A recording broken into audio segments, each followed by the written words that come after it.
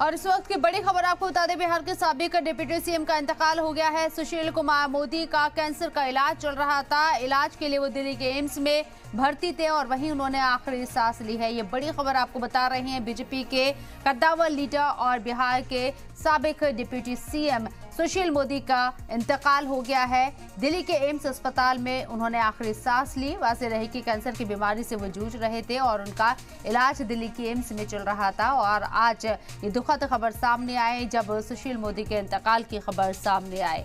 बिहार के साबिक deputy CM रह चुके हैं सुशील मोदी और बीजेपी के कद्दावर लीडर है। लगातार उनके बयानों को भी काफी अहमियत दी जाती थी, क्योंकि जिस तरीके से वो बिहार से आते थे और वहां की राजनीति में एक बड़ा नाम माने जाते थे, एक बड़ा नुकसान बीजेपी को हो सकता है। हालांकि उनकी उम्र 72 साल थी और कैंसर की बीमारी से वो जूझ रहे थे। दिल्ली के एम्स में उन्होंने आखिरी सांस ली है।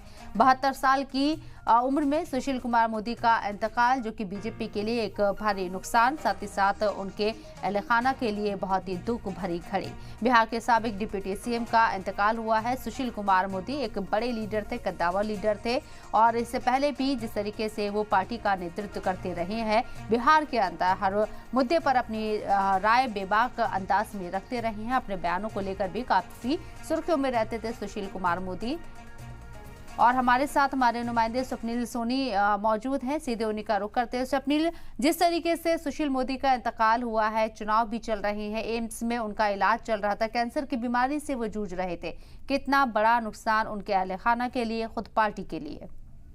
बिल्कुल, देखिए, सुशील मोदी का चला जाना ये भारतीय जनता पार्टी के लिए बहुत बड़ा नुकसान है। बीजेपी उस दौर में एक एरा था, एक वक्त था जब बीजेपी बिहार में अपने सर्वाइवल की लड़ाई लड़ रही थी। बीजेपी लगातार ये प्रयास कर रही थी कि बिहार में खुद को स्टेबल करें जनता दल यूनाइटेड के साथ। तो उस समय लालू प्रसाद और राबड़ी देवी की सरकार हुआ करती थी। तो उस दौर में जो पूरा प्रणेता रहे, एक तरह से कहिए लीड करने वाले जो लोग रहे, उसमें नीतीश कुमार के साथ सुशील मोदी हम कदम होके चलते रहे और बहुत मजबूती से खड़े रहे। और माना जाता है कि बिहार की पॉलिटिक्स में उनको थिंक टैंक के तौर पर भी भारतीय जनता पार्टी हमेशा इस्तेमाल करती रही है। थ्रोट कैंसर था ये बताया जा रहा है और दिल्ली के एक अस्पताल में उन्होंने आखिरी सांस ली है।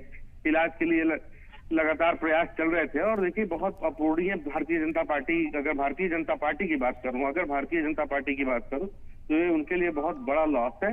भारतीय जनता पार्टी के तमाम नेता जो हैं वो शोक स्तब्ध हैं, शोक में डूबे हुए हैं और वो ये अपने अपने स्तर से ट्विटर से और अन्य जगहों से ये इंफॉर्मेशन शेयर भी कर रहे हैं।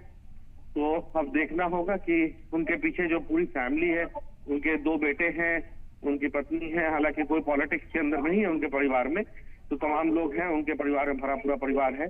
तो अब बीजेपी के तो मेजर एक तरह से कहें लॉस है और बीजेपी के नेता लगातार इसको मान भी रहे हैं और ट्वीट के जरिए अपनी भावना को रख भी रहे हैं। बिल्कुल, नीतीश कुमार के साथ उनकी जोड़ी काफी जचती थी और जिस तरीके से पार्टी को लीड करते थे, अपने बयानों को लेकर भी काफी सुर्खियों में रहते थे। नीतीश कुमार को कितना बड़ा एक धचका लगा होगा जब ये खबर उन तक पहुंची होगी। स्वप्निल, मेरी आवाज सुन पा रहे हैं आप? शायद फोन डिस्कनेक्ट हो गया है। तो आपको बता दें कि राज्यसभा सांसद रह चुके हैं सुशील कुमार मोदी, जिनका आज निधन हो गया है और ये खबर अभी सामने आई है। खुद बीजेपी स्टेट प्रेसिडेंट सम्राट चौधरी ने और अपने एक्स प्लेटफॉर्म पर यह खबर शेयर की है। वाज़ेह रहे कि सुशील कुमार मोदी एक कद्दावर लीडर, बीजेपी के बड़े लीडर, पार्टी को लीड करने वाला चेहरा, जो अब बिहार से रुखसत हो चुका है, यानी कि उनका इंतकाल हो चुका है। दिल्ली के एम्स में उन्होंने आखिरी सांस ली है। कैंसर की बीमारी से वो जूझ रहे थे। बड़े लीडर माने जाते हैं। बिहार के साबिक डिप्टी सीएम भी रह चुके हैं सुशील कुमार मोदी।